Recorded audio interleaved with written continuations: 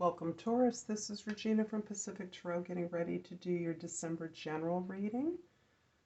I am going to be including the full moon in Gemini on the 7th of December and the new moon in Capricorn on the 23rd of December. However, I'll be doing separate readings for both of those lunations.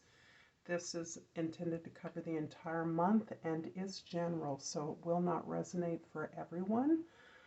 If it does resonate for you, please like and subscribe to my channel, Pacific Tarot, and I appreciate all of you that do.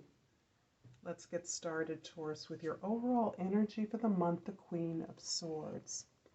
The Queen of Swords has you convening conversations about new understandings, new truths, new versions of yourself.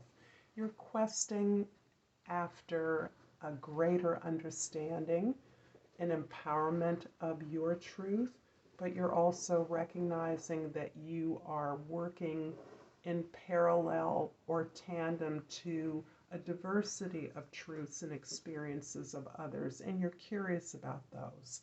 You're able to listen more than you speak. You're careful with your words.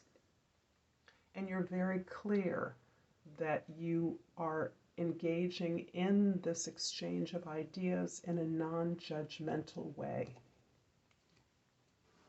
The Ten of Swords in your 10th house, your social identity, the Five of Cups. I hope I didn't say Ten of Swords.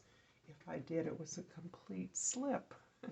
The Five of Cups is indicating that you have been focused perhaps in your job or in some collective activity on a failure, a disappointment, something that did not work the first time you tried it or was simply a heartache from a past experience that you are grieving, you are mourning.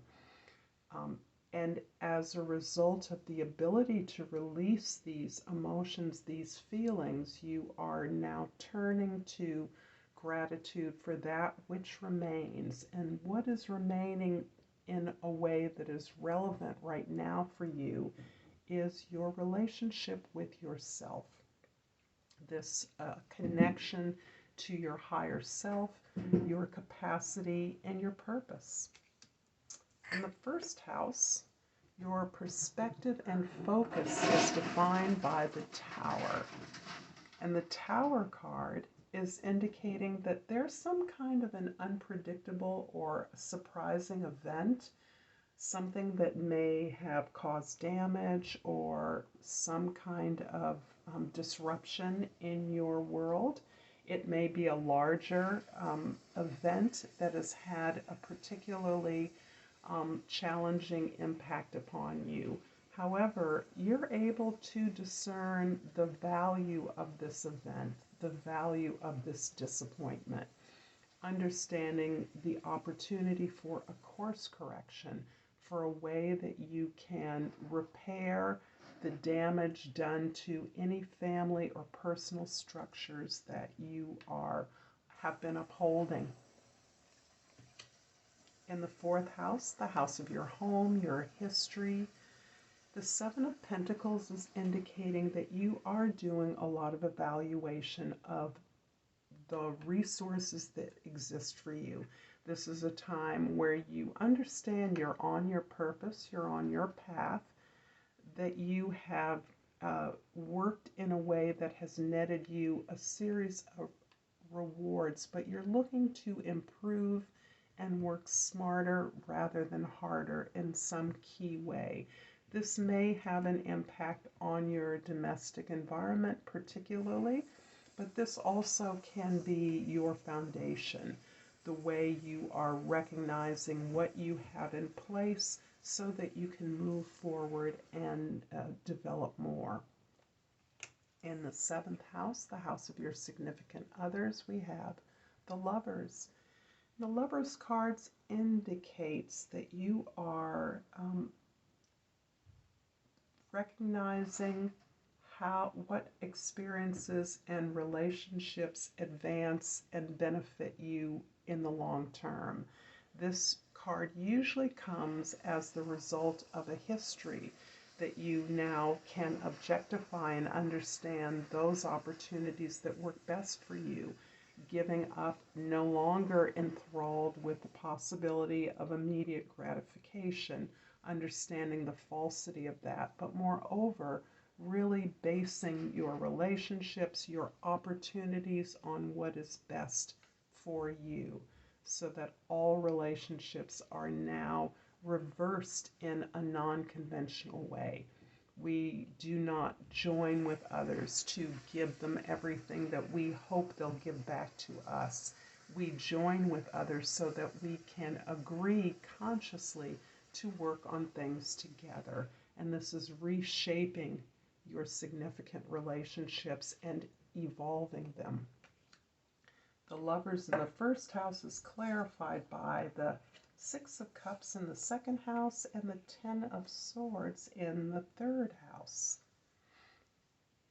The theme of balance is critical to you, and the full moon on the 7th of December in Gemini is going to be particularly relevant to your understanding, your objectifying your relationships, and really understanding that you want to be sure that the investment you make in others comes back to you. This is you making space for not needing to be in control all the time, making space for not being the provider or the leader, and allowing others, particularly your loved ones, particularly those you've invested a lot into, to give back to you in whatever way that they can. This is not about equality, tit for tat. This is about equity. And you're in a position to understand what would be equitable in a relationship based on the talents of each. The seventh house, the Seven of Pentacles in the fourth house, is being clarified by the Page of Pentacles in the fifth house and the Knight of Swords in the sixth house. There's so much releasing going on of expectations that others had, of stories that others have imposed upon you about who you are and what you can do. Some of these old stories are still rattling around in your head.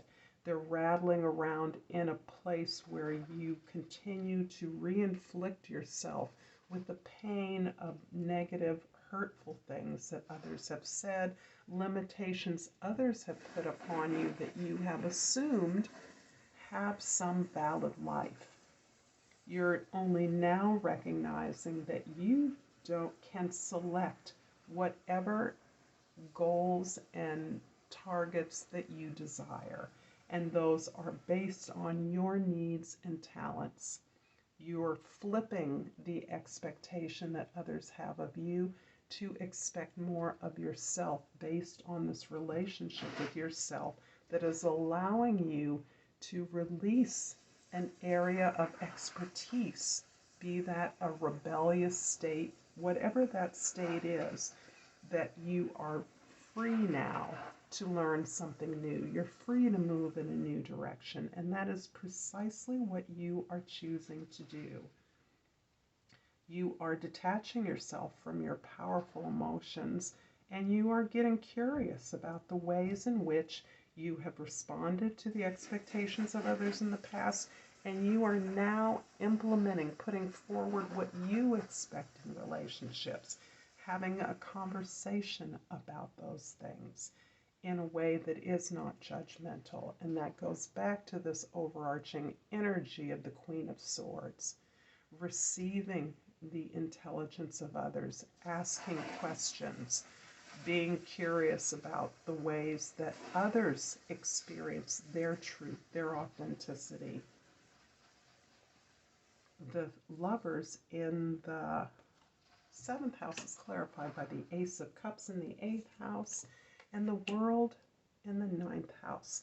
The new moon in Capricorn is particularly going to bear on this achievement, the path of the recognition and the reward for achievements or things that you've been able to accomplish.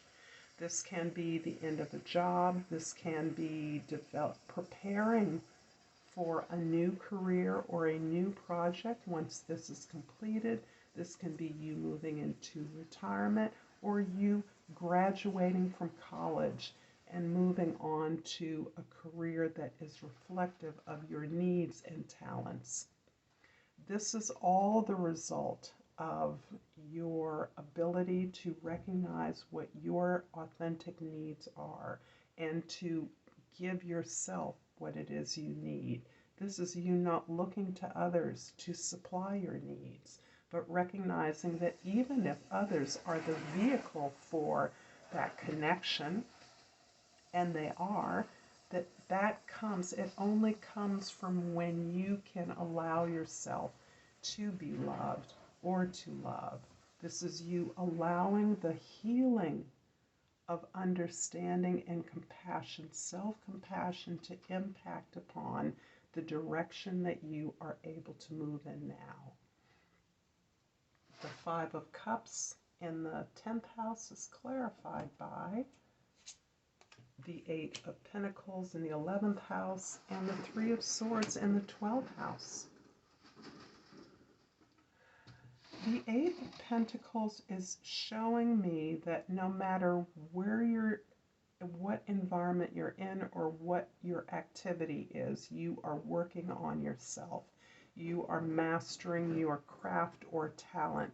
You have not abandoned that. No matter what your accomplishment in the world or achievement, you recognize that this is preparation for another journey, for another ambitious achievement is what I'm sensing from you. You are understanding that these tools and skills are going to serve you, that you're building upon those as you joyfully release this experience that has helped to buoy you up and give you the understanding of patterns that have existed in your life. Your ability to heal your sense of authenticity and expression is also been allowing you to recognize the pattern of suffering and heartache that you have repeated over and over again. It's giving you the courage to address that, to face that repeating heartache, to face a pattern of failure that you have implemented over and over again. And this is helping you to put that energy into understanding who you are and that your talents emerge and are built upon that authentic self-love and compassion. This is about forgiving yourself. I am going to pull a Flora and Fauna card of Africa, in keeping with this sort of Mother Earth, Motherland theme that feels so relevant. And I've pulled the Nile crocodile. The key word is self-awareness. Lay low and observe before attacking. Be aware of your emotions and how you protect them. Balance your conscious and subconscious. I'm going to leave this here, Taurus. Thank you for this reading. I hope it's been helpful. And until next time, Namaste.